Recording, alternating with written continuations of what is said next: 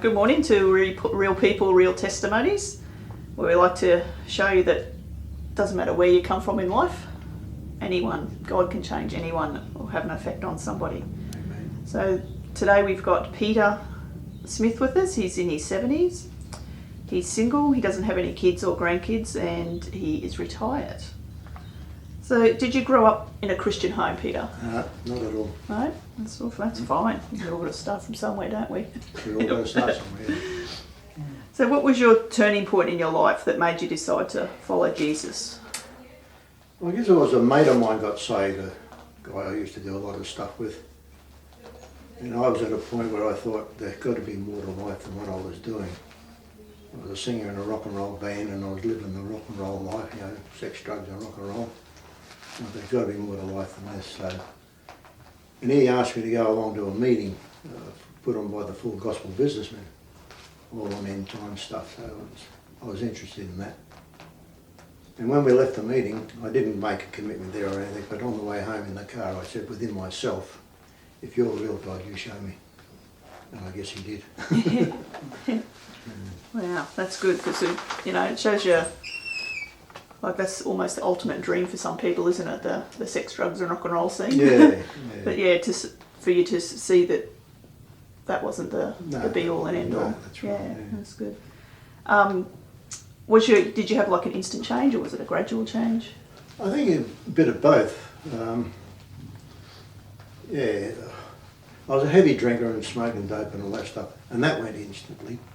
But of course the progression is getting to know how to live the Christian life, and I guess that never stops you. You can always be open to new directions that the Lord wants to take you. Yeah, that's great. So have you had any healing or supernatural sort of experiences with God? Yeah, I guess answer to prayer is supernatural as far as I'm concerned. I was driving trucks at the time, and just two examples, there was many.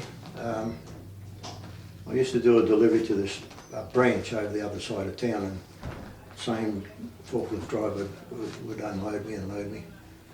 And he started to, when he saw me, I won't say what he used to say, but it was blankety blank, blank, blank, But this day I was on my way over and I asked the Lord if it was okay to chew chewing gum while fasting.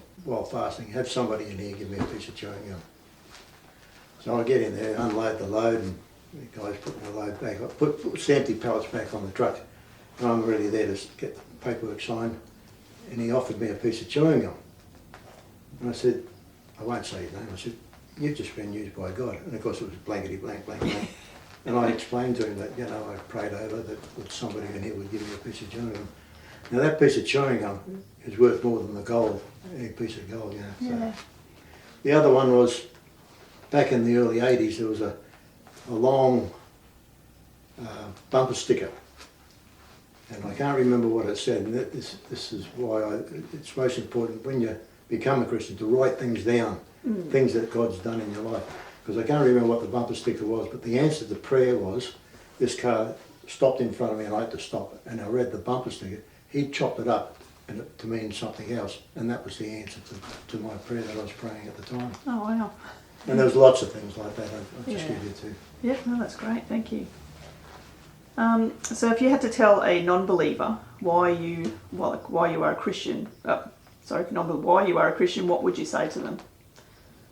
So if you had to tell a non-believer why you are a Christian, what would you say to them? I don't know. I guess I wish I'd done it earlier. I was nearly 30 when I got saved, and I guess I would say, do it now before it's too late.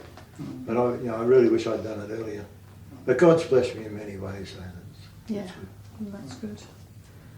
And do you have what is your go-to Bible verse? I guess the scripture that I got saved on. When I got saved, as I say, I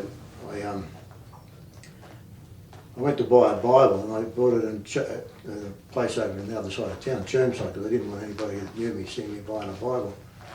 But I bought it and I started reading the book of John, and got up to John 14:21, and that just illuminated off the page, and I knew then hey, this is real. And 14:21, he who has my commands and obeys them, he is the one who loves me, and my Father will love him too and reveal and manifest himself to me. Right, thank you very much for spending some time and sharing your bit of your testimony. Pleasure. It's great. Thank you very much.